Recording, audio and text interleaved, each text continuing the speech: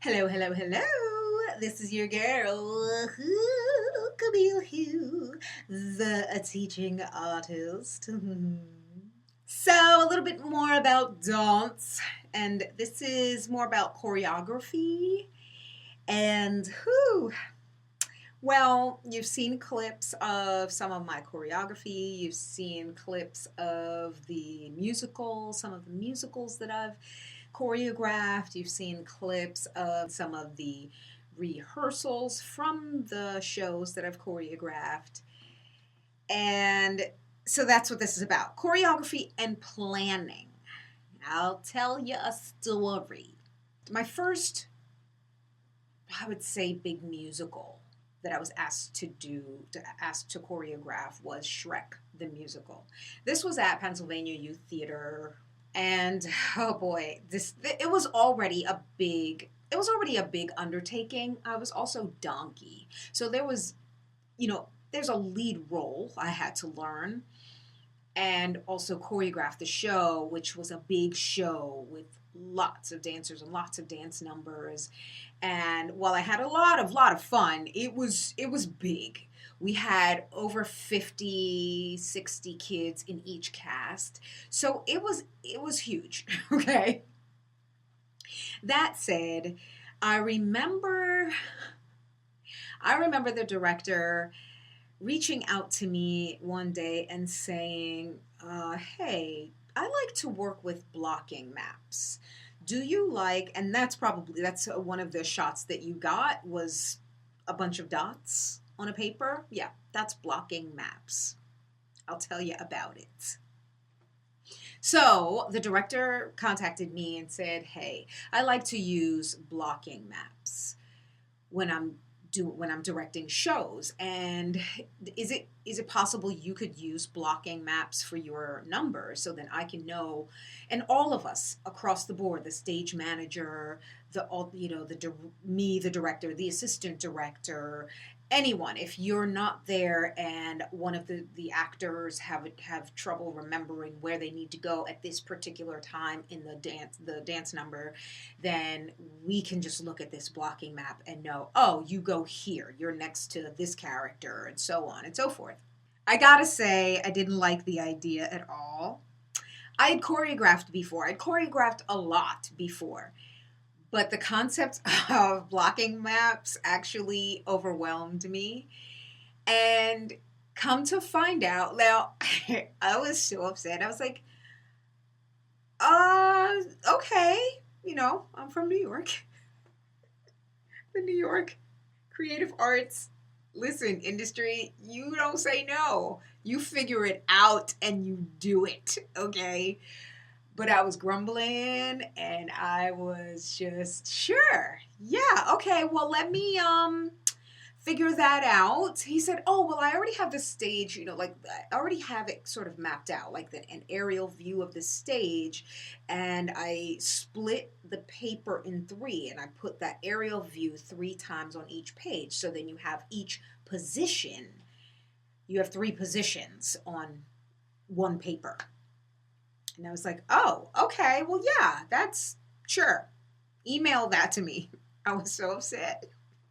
I'm like, blocking maps. Ugh. Okay.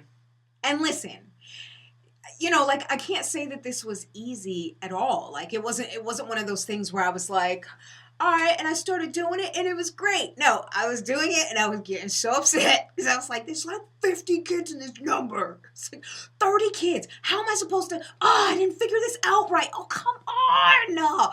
Wait, that doesn't work. If she moves here at this time, she's going to bump into that person that's going to, just like, And I used a lot of eraser, and I had to put more dots. And then I used eraser, and I had to put more dots. And I'm labeling them, these characters, these tiny dots, and it got on my nerves. But can I tell you, there was a turning point. There was a silver lining. First of all, I was learning a new skill, and I was grumbling about learning this new skill. Turns out it was probably one of the most profitable, beneficial skills that I learned and really honed when it comes to choreography. Now, whether it's, because this is what it did. It gave me a blueprint to now say, okay, now it's time to do the fun part, the choreography. Now, with a musical or with a big dance number that has a lot of people, I would sort of figure out where everyone's going to go in a certain time in the moment, like as I'm teaching the dance number, I'm teaching the dance routine. That's what I would do. But what happens is, if you're only limited to a certain amount of rehearsals, a certain amount of time, you don't have time to do that. So how do we most effectively use our time to teach this? And then if anyone forgets, and we don't have to stop and do this and that, like, everyone knows it. Everyone knows where everyone's supposed to go. At least the directors know. So if I'm not in the room and the director is having a rehearsal with them, then they can now look at the blocking maps and know where those people are supposed to go. Boom, then it's like there's no hiccup. They can move on to what they're doing, and they don't lose time. Also, with my rehearsals, I was able to really streamline those rehearsals and be able to go, okay, you here, that here, you here, here, here, here, you're here, you're here, you here, you here, you here, you here. We're going to make 4/8 counts go by. You hear this in the music? All right, boom. Now we're going to take, once that happens, 4, 2, 3, 4, 5, 6, 7, 8, boom. Now we're going to change. Now you're changing. You're here, you're here, you're here, you're here, you're here. And like, literally, it made things so much more, just tighter and concise. And then when it came to the choreography part, I hadn't realized that I created such a great framework and blueprint for myself that I was able to go, oh, I just have to do this for 4/8. I just have to create 4/8 counts of a movement, and then they're moving. So that means after this 4/8 counts, it's just some moving choreography. Sweet! And it allowed me to break things down into smaller pieces and take these smaller bites. That when it came to the choreography part, it was so much fun because I didn't have to figure out who was going to move where and who was going to move where in that moment. How am I going to get all these people to... No, I already know where all these people are going to go. So if they're going to go to the right, make the choreography moving to the right. Do it after that 4/8 count. Like, I mean, it really, really simplified my choreography career, I guess. So much so that it made the choreography part, like, that much fun. I really just was able to have fun doing my choreography, and I love doing choreography. Love it, love it, love it. I said all that to say, sometimes we're asked to do something new. And we're like, "Urgh!" It's just so hard to let go sometimes of what you're used to doing. But the very thing that you're being asked to do, if you embrace it, you might learn something new that actually benefits you in the future. Even when I do my small numbers, just regular 3-person choreography numbers, if I do dance numbers that I've choreographed, the very first thing I teach is all blocking. So the first rehearsal I have is, here's where you're going to go throughout the whole songs, right? Throughout the whole piece. Here, here, here, here, here. So the first rehearsal usually looks like standing in this place, 4/8 counts, moving to that place, 3/8 counts, travel to this place, for 8 counts. Go to that place. And it's usually that's the first rehearsal. No choreography at all. Just everybody know where they have to go. And that also helps them that when they are learning the choreography, they're not just like, oh man, wait a minute, I go this way. Oh, it's that movement that makes me go left. Like that's something that actually helps the dancers work better as well. So yeah, it was a whole lot more effective. And yeah, guys, I know we complain about learning something new sometimes, but sometimes it's the very thing we should embrace because it might take us to that next level. And now if I am choreographing any numbers, I've choreographed probably 20 shows since then. And I mean, like I said, since then, 20 shows, like musicals, and dance numbers, probably 50 at least. And none of my choreographed jobs go without blocking maps now.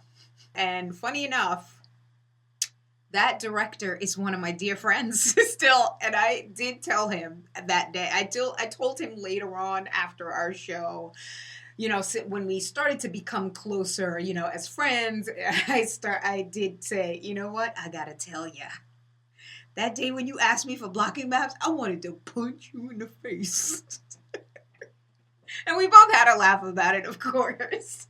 Because, of course, he knows now. Like, he knows me now, right? And he knows how much blocking maps has brought my whole choreography life to the next level. And I'm just ever grateful for the fact that he did request that of me. The fact that we are creative beings and innovative beings, there's something important about having a vision, creating an order in which to do things, and then following this order as a part of the process.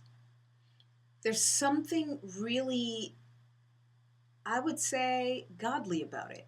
Well, I'd like to hear it. Here it goes. This is a long one, so I'm not going to actually say it, but Genesis 1, verses 1 to 13.